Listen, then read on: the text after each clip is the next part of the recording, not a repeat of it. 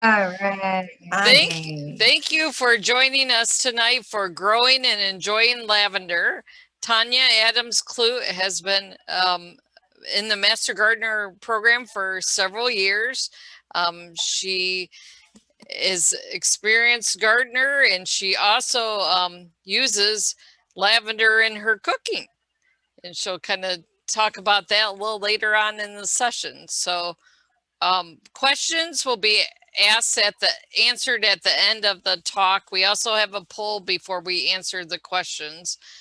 And so put your questions in the question and answer spot, and we will get to them after she finishes. And enjoyed the talk tonight. Great. Thanks, Holly.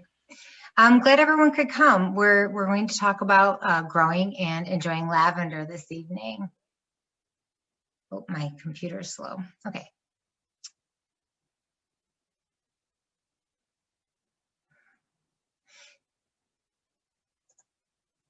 So some of the key points we're going to be hitting on are the history of lavender, where it comes from and how it was used in our past. Growing, how we grow, prune, propagate, and harvest lavender, and then some of its uses, whether it be therapeutic, for aromatherapy, or culinary uses.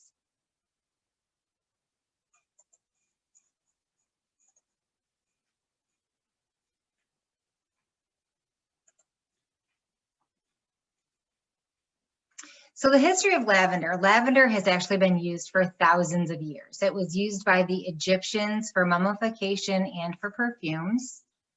The word lavender actually is derived from lavare, which means to wash. And they believe that may have come from the ancient Romans' famous public baths, where they used the lavender to scent the baths. And the ancient Romans were also known to use lavender bushes for drying their laundry, so that it would have a nice scent as it was drying.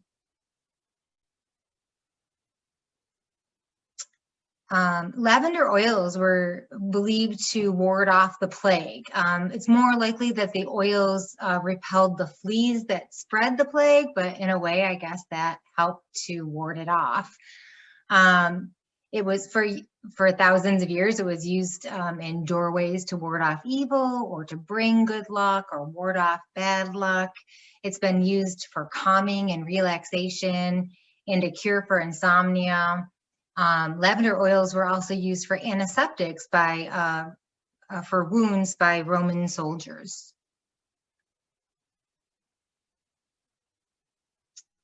The cultivation of lavender goes back as far as the Middle Ages, possibly even further when you look at its origins being in the Mediterranean.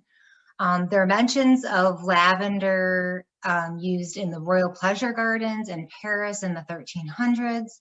And lavender was also grown in England in the late 1400s to 1600s, with the popularity of herb gardening coming in at that time. So lavender is grown all over the world, commercially, by small cottage industries and by homeowners. There are hundreds of varieties of lavender, and they grow in a wide range of growing environments. This is a picture of Hillcrest Lavender Farms, which is in Sherburne, New York. This was later in the season, so it was after the blooms. I didn't know that it even existed. My husband was telling me about it, so we drove down and, excuse me, I snapped a couple pictures.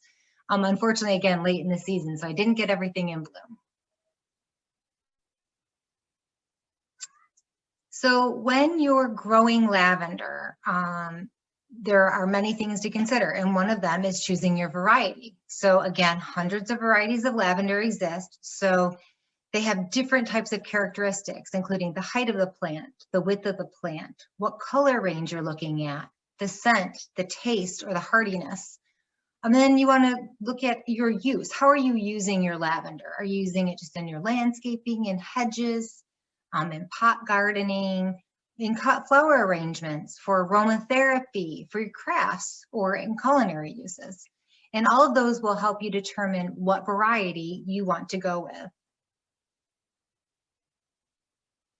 So this is a a little chart of different types, different varieties of lavender, and how you would use them, what you want to use them for, and what the best ones might be. This actually comes from the Lavender Growers Association. Their site is listed there.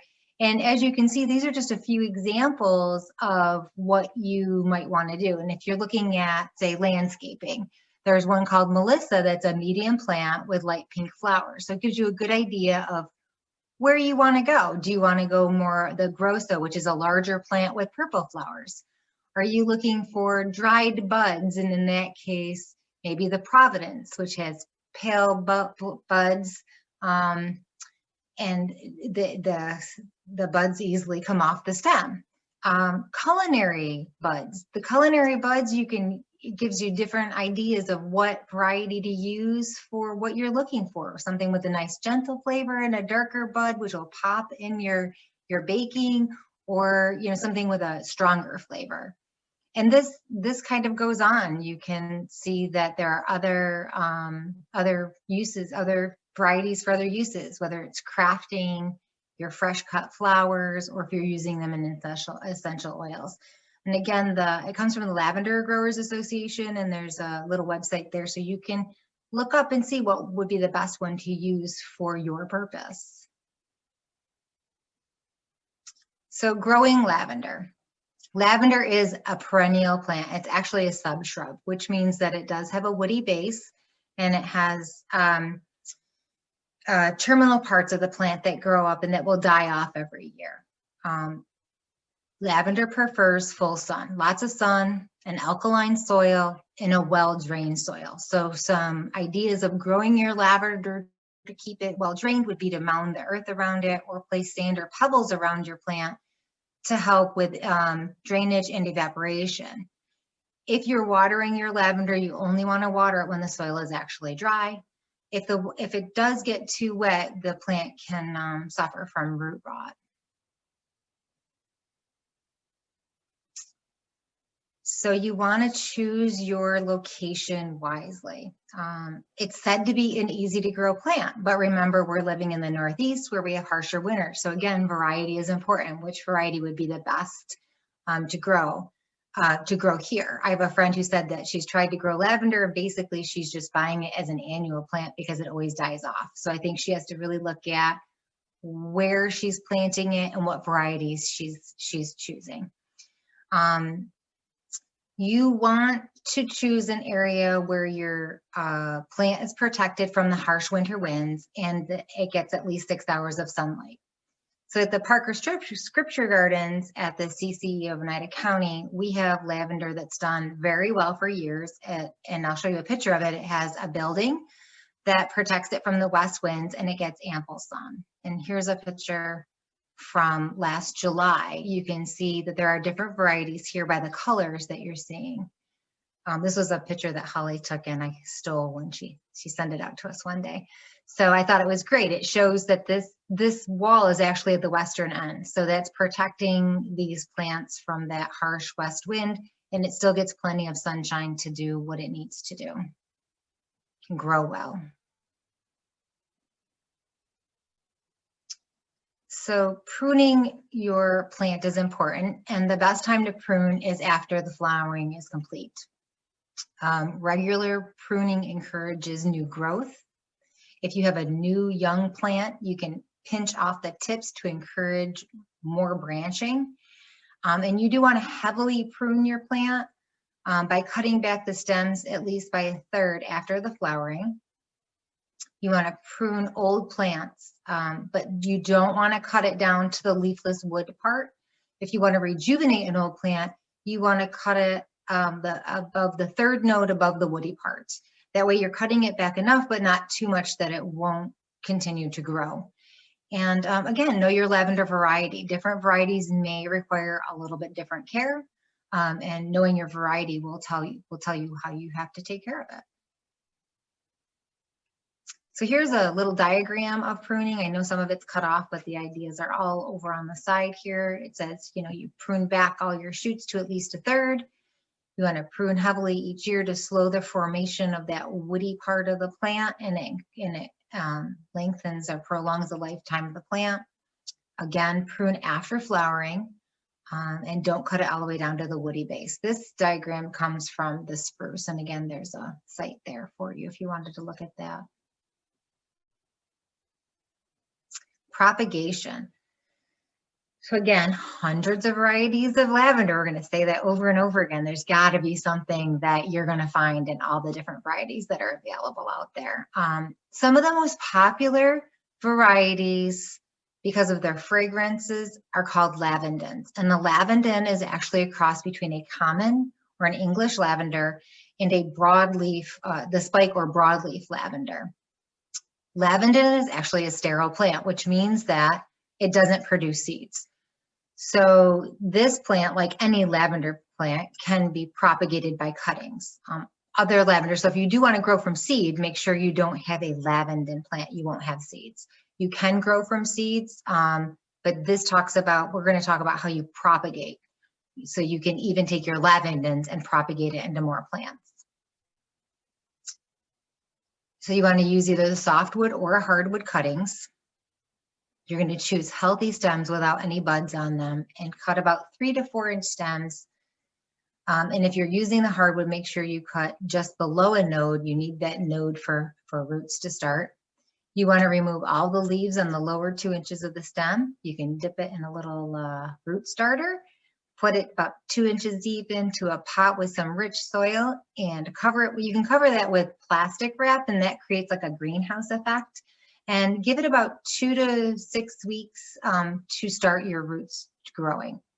Once your roots start, you can take those plants and divide them up, because you can put a bunch in one pot like you see here, and then once they start getting more root structure, you want to divide them up into their own individual pots and then put them into a sunny location. Fertilize them about once a week or so until they're fully established, and then you can put them in your wherever you want them, in your pots or outside. If you're putting them outside, just make sure you keep a good eye on them. They are fresh new plants, and make sure nothing's taking them down, whether it be little animals or the wind.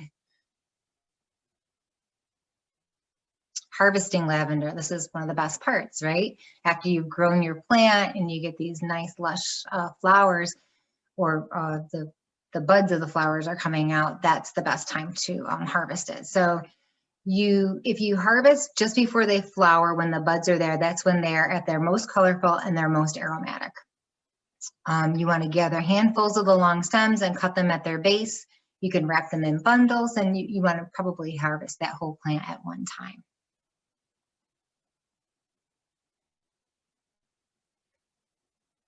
Once you've harvested it, you can dry this lavender, and then you have it for all your uses. You want to wrap them in small bundles. Wrap it with either some twine or a rubber band. Hang it upside down in a warm, dry location, but not in direct sunlight.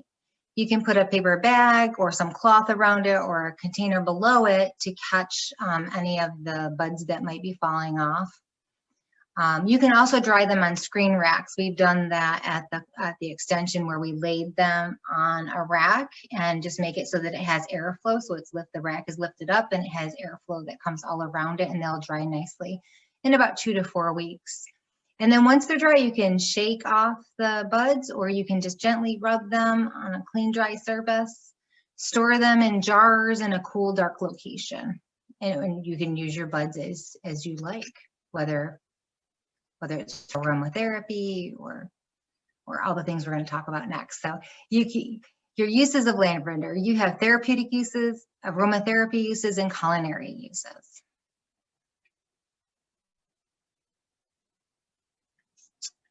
So lavender's been used for centuries, grown in herb gardens and used therapeutically as an antiseptic, an anesthetic, or an antibiotic. So we're doing pain killing, we're doing cleansing, and we're doing bacteria killing properties of this plant. So today we use it mostly in teas and lotions and soaps, air fresheners, essential oils. We can even treat minor cuts and burns with that. And it creates a soothing and calming environment, and it might even help you fight a little bit of a minor insomnia. It has a pleasing scent that creates that sense of calm. And of course, the beautiful colors make it just a beauty, and it brings joy to us. One of my favorite ways to use lavender is culinary uses. And it can be used in savory or sweet dishes. It can be used, it can be used culinarily, but we want to make sure that it is a pesticide or chemical free. So you can either grow your own, so you know what's being put on it, or you can purchase a culinary grade. And I have purchased culinary grades before. I used this bulk botanical flowers kit. I don't know if you can see that. This one comes with 4 different kinds of flowers. And this is the lavender that I've used. And as you can see, it's quite a bit, and quite a bit goes a long ways. And it also came with a little bit of lavender oil, which I have used. Smells, I can smell it just from the oil itself. And they also make extracts of it, so you can use it in anything that you would use an extract in, just like you would use a vanilla extract. So because, again, we have all the different varieties of lavender, different properties, or different lavenders have different properties. So you want to choose the right ones for what you have. And one of the examples is Providence has a sweet flavor, but it's not overpowering, where Heidecote has a good infusion of color. So again, how do you want to use it? And remember, a little bit of lavender goes a long way. A good rule of thumb is to use it as you would rosemary. So if you use rosemary in your dishes, and again, with rosemary, you can use it in sweet or savory dishes, but remember, a little bit can go a long way, and just be careful that you don't overpower your dish with it. And one of the great things about it is too, you can use your fresh blossoms as a garnish on your plates. So that would just look outstanding. And yes, that's a little cake I made once. That's a vanilla lavender cake. Lavender is also used for meats as rubs or marinades. You can steep it into your tea. Lavender lemonade has become very popular in the last few years. You can make a lavender punch. You can actually take your little fresh florets and put them in your white wine or in your punch itself. You can use it in desserts. You can use it dried in cookies and cakes and ice cream. At the Cornell Cooperative Extension of Oneida County, we do our Urban Flower Fest, and Ellen has her famous lavender ice cream sandwiches. So this is a lavender cookie, and it's made with, it's a basic cookie base with lavender, dried lavender in it. So it looks very pretty. You can see the bits of purple from the lavender, and you get the scent of the lavender. And they make an ice cream sandwich of it by putting 2 cookies around your vanilla ice cream. And it's very popular. It sells out quite quickly. I have used it mainly in icings and in cookies and cakes. Great. It's a very popular item. And these are some cupcakes you can see. It pairs really well with chocolate, believe it or not, but vanilla, of course, and lemon. Lemon it pairs really nice with.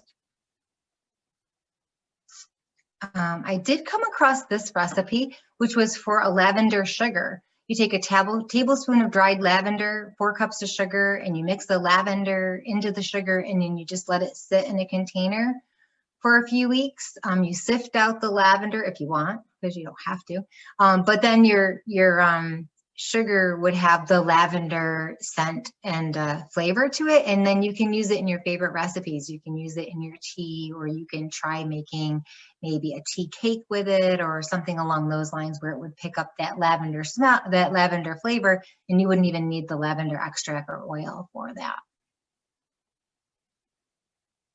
So I found this one very interesting as well, lavender vinegar. So a lavender vinegar, you can use it in salad dressings, marinades, bread dips, and you can also use it for cleanings and rinses. So, you know, again, all those nice antiseptic properties of lavender, you mix it with your vinegar, and then you can use it to clean your household, and your house would smell really nice.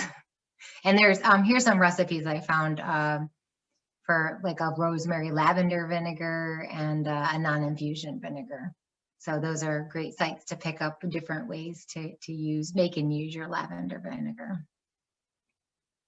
So whether you're growing your lavender for landscaping or for your pots for your patio, wands for bouquet, drying it for your crafts or culinary uses, again, my favorite, or for therapeutic or aromatherapy uses, the uses of lavender are boundless. So enjoy your garden and the endless possibilities of lavender. And here are some of the sources that I used.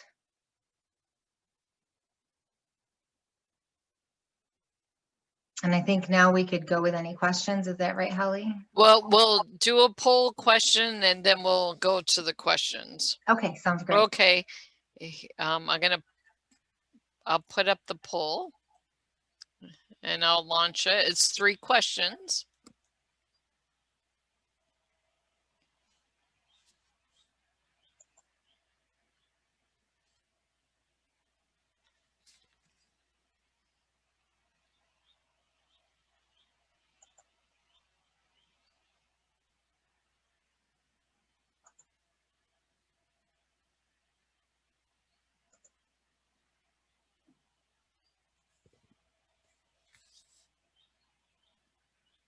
Oh, somehow it closed. Did everybody vote? Oh. You got it, Holly? Somehow it closed. Do you want me to do it?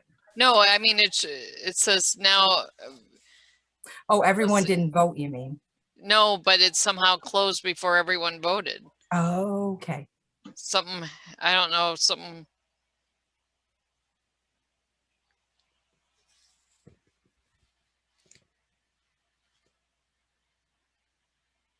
Looks like they're still voting.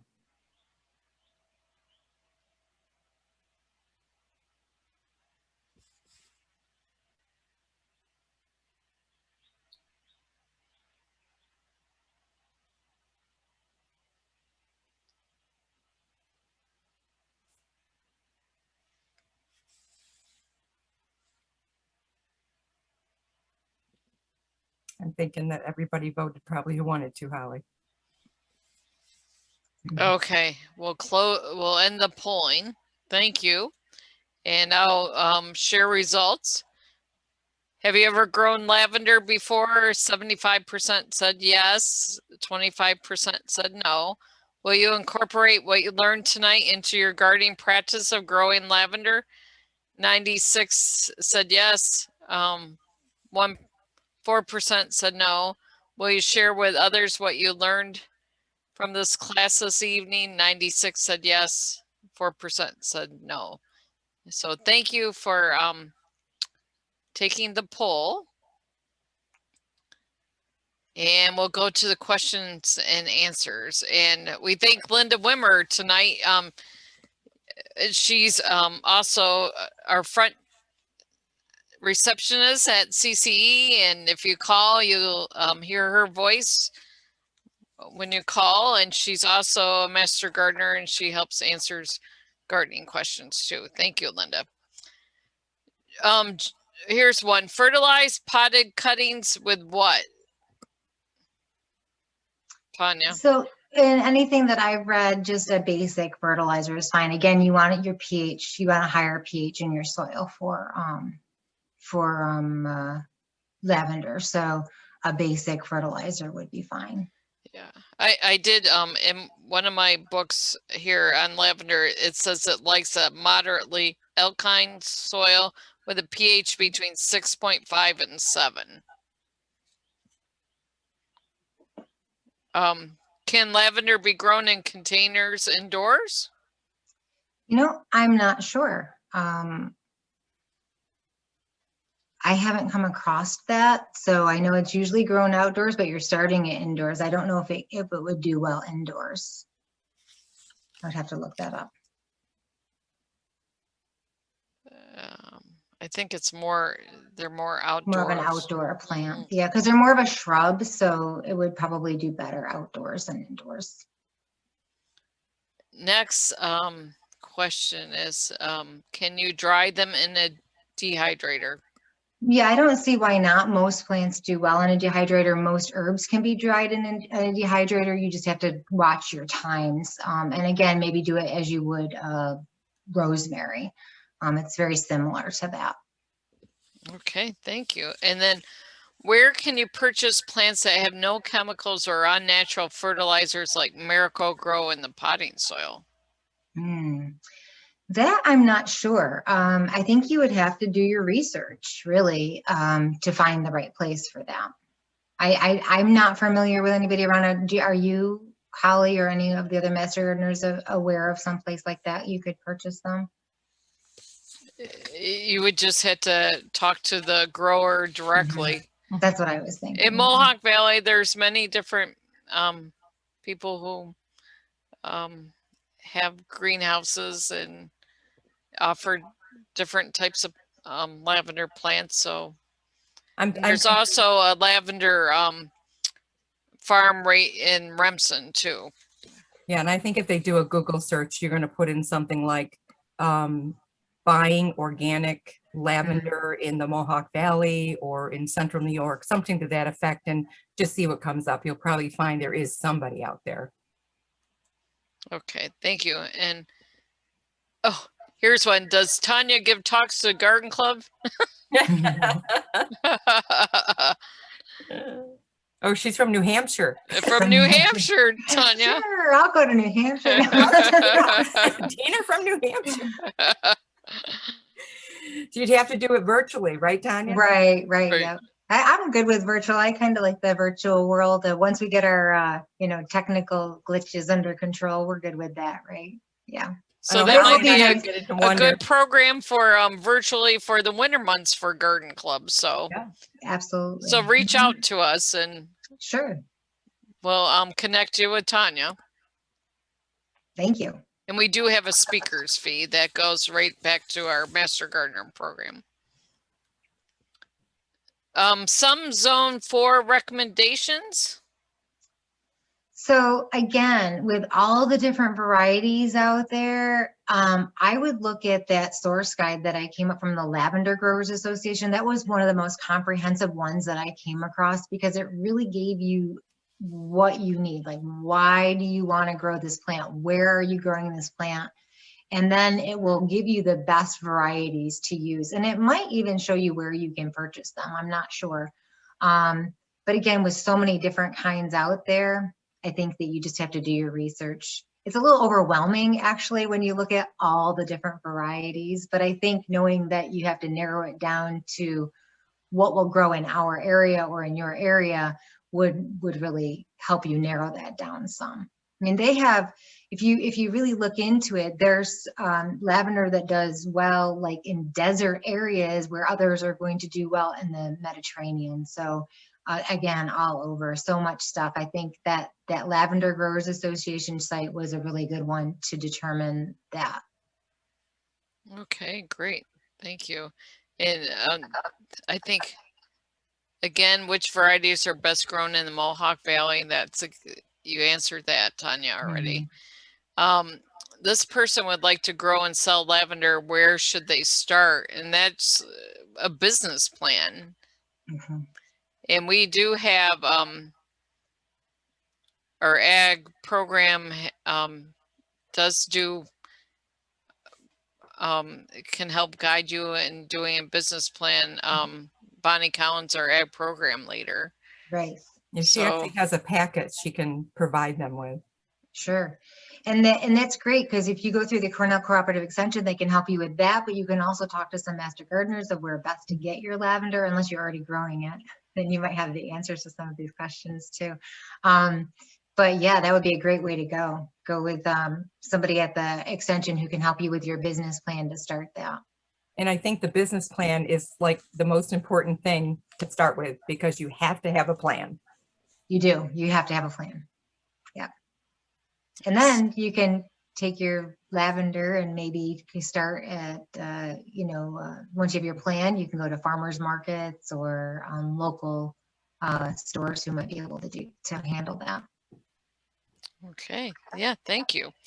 And how long is a dried lavender pungent? So, I'm not sure. I think a lot of that depends on how it's stored. So if it's out in the open, it's not going to hold that color and the scent as long as it would if you're keeping it. For example, the package that I have here, this is kept in a sealed pack, and I can actually smell it still now. And I've had this for quite a while. And by quite a while, I mean over a year. This is more of a blue lavender. It's an ultra blue lavender. It looks great in baked goods, but you can use it for scented things too. And the scent is amazing. Like I said, you can smell it still.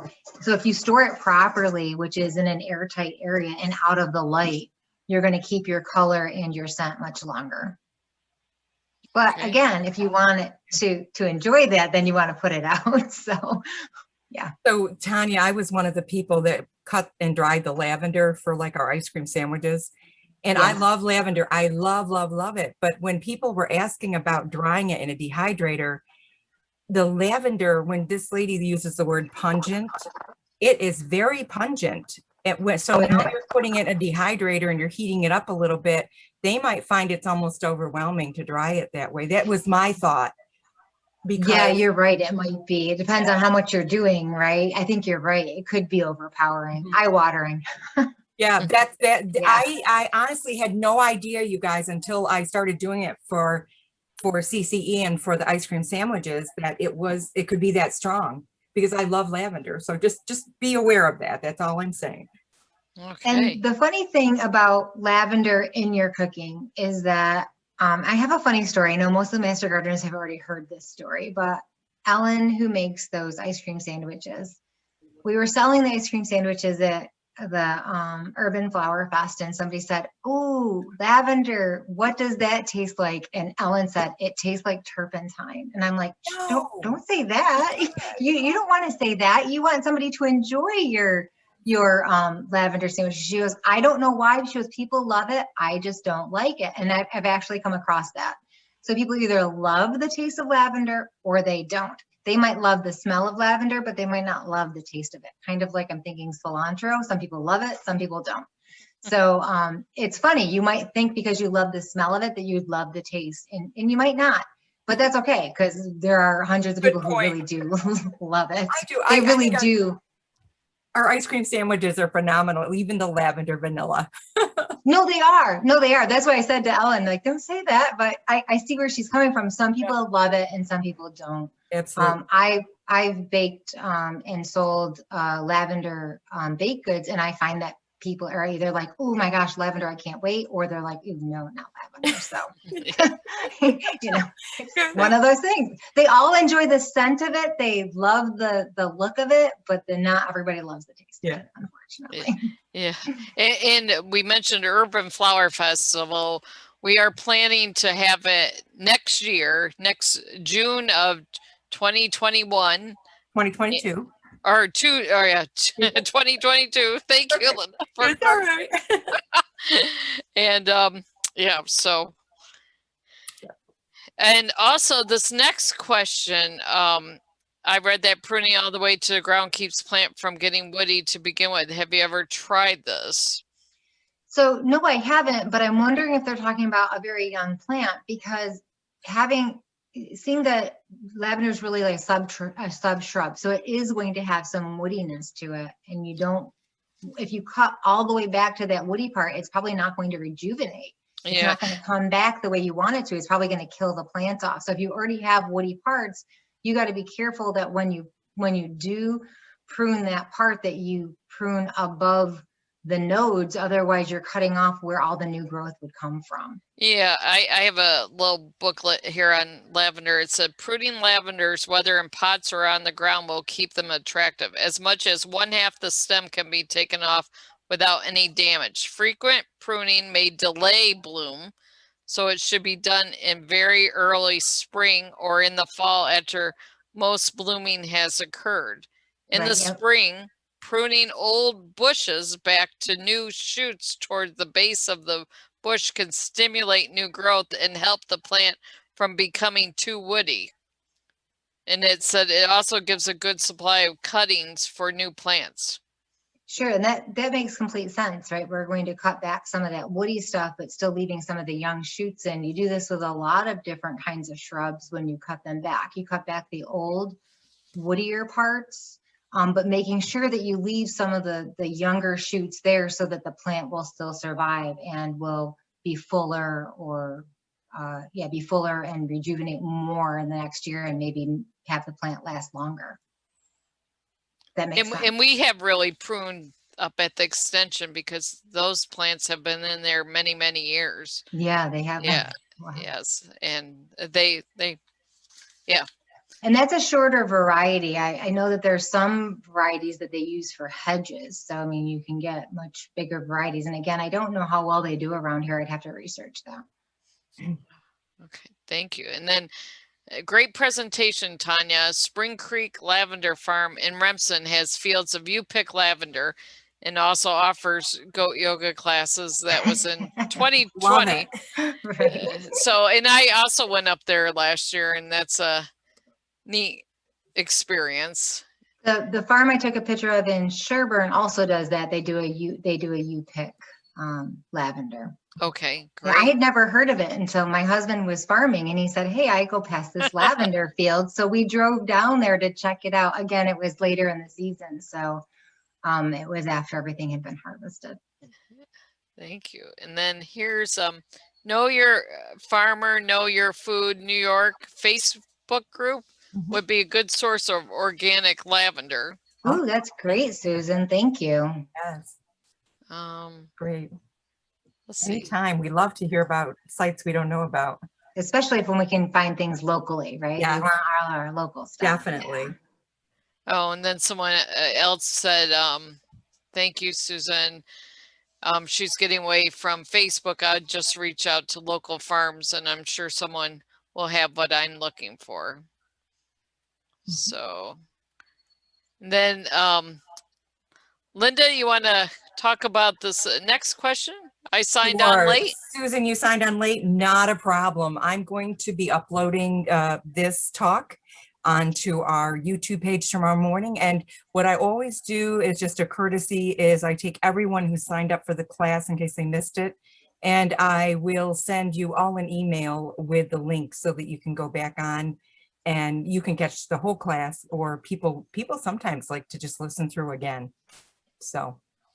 Okay, thank you, Linda. And then I moved on to the chat. We have some comments there and questions. One of our master gardeners in Warren County makes a lavender apple pound cake. It's fantastic. I bet it is. Yeah. Can you send the recipe?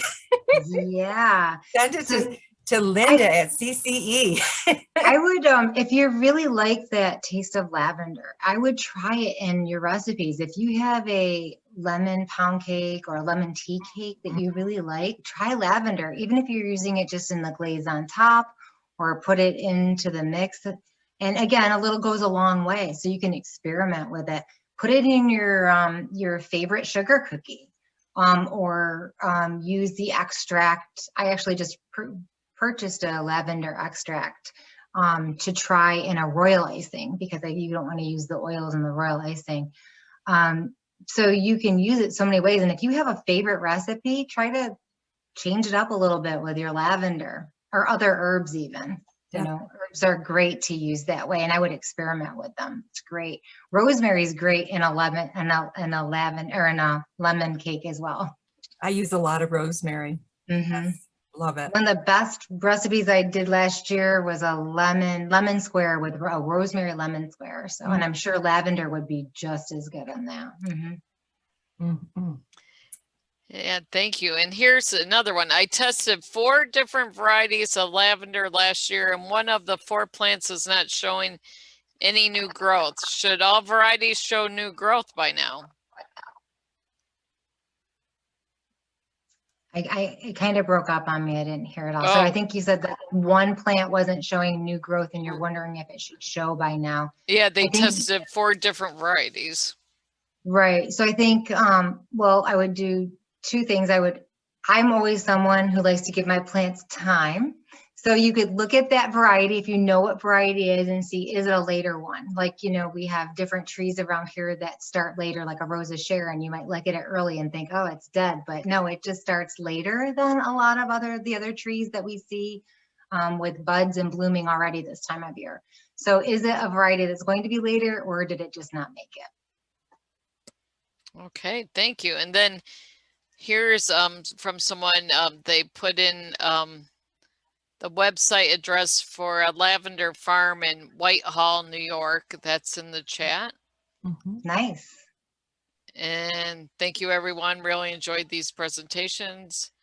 And the recipe is going to be sent to Linda Wimmer. Oh, sweet. Y'all want me to share it with you? Awesome. I could do that. I can share it with everybody if you want. Great. Yeah. And thank you for the very informative sessions. And the ice cream sandwich recipe, I could tell you what it is right now. Oh, really? Yeah, I know It's just a Toll House chocolate chip cookie recipe, but you use white chocolate chips, white chocolate instead, and you add lavender to it. When you make just one batch, you add like 3 tablespoons of dried lavender. Oh, the secret's out.